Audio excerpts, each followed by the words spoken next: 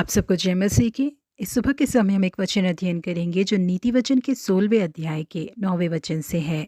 मनुष्य मन में अपने मार्ग पर विचार करता है, परंतु यहोवा ही उसके पैरों को स्थिर करता है। पासवान जॉनथन एडवर्ड एक ऐसे व्यक्ति हैं जिन्होंने अपनी छोटी उम्र में ही परमेश्वर के सम्मुख में बहुत ही महत्वपूर्ण निर्णयों को लिया था। उन्होंने न केवल निर्णय लिया बल्कि उसके अनुसार जीकर भी दिखाया। अपने निर्णय के अनुसार उन्होंने जो पहला फैसला लिया था वो ये था कि ये जो जीवन में जी रहा हूँ उसे मैं हमेशा परमेश्वर के लिए जोश के साथ जीऊंगा। और दूसरा फैसला ये था कि मैं कभी भी अपने समय को बर्बाद नहीं करूंगा, अपने जीवन की भलाई के लिए मैं उसे इस्तेमाल करूंगा। और तीसरा फैसला उनका ये था कि दूसरे देखकर जिसे नफरत करे ऐसे घिनौने कार्यों को मैं कभी नहीं करूंगा। चौथा फैसला ये था कि दूसरों से बदला लेने वाले किसी भी काम को मैं अपने जीवन में कभी नहीं करूंगा। और पांचवा फैसला जो उन्होंने अपने लिए लिया था वो ये था कि जैसे ही मुझे ये बात पता चलेगी कि मेरे जीवन के ये अंतिम क्षण है, मैं उन चीजों को कभी नहीं करने की कोशिश करूंगा जिसे करने से मैं कभी डरता था। यही वो महत्वपूर्ण निर्णय है जिसे जॉनथन एडवर्ड ने अपने जीवन में लिया था। और इन सारे फैसलों को पूरा करने के लिए परमेश्वर ने उनकी मदद की। यही कारण था कि जॉनथन एक बेहतरीन पासवान सिद्ध हो पाए। जी हाँ प्रिय परमेश्वर के लोगों, नया साल हमें परमेश्वर की ओर से मिला एक बहुमूल्य तोहफा है जिसमें बहुत सारे मौके मौजूद है, जिसमें कोई गंदगी या बुराई मौजूद नहीं, जो पूरी तरीके से शुद्ध है। ये हमारे हाथों में ही है कि हम इसका इस्तेमाल किस तरीके से करते हैं। नए साल में हम कई निर्णय लेते हैं। हमारे आत्मिक जीवन के लिए भी हम साल के पहले दिन कई निर्णय बनाते हैं। हम निर्णय लेते हैं कि प्रतिदिन मैं प्रार्थना करूंगा, वचन पढ़ूंगा, परमेश्वर के लिए सेवकाई करूंगा, परमेश्वर के लिए उदाहरण पूर्वक मैं दान दूंगा और परमेश्वर के लिए पवित्रता से जीऊंगा। परंतु हमने जो निर्णय लिया है हम उसमें बने नहीं रह पाते और थोड़े ही दिनों में हम उसे भुला देते हैं। परंतु यदि पवित्र आत्मा की सहायता से उसे सही तरीके से और नियम अनुसार करने की कोशिश की जाए तो परमेश्वर उसे पूरा करने में हमारी मदद करेंगे। दानियल नाम के नौजवान को बेबीलोन के राजभवन में हर प्रकार के पाप करने का मौका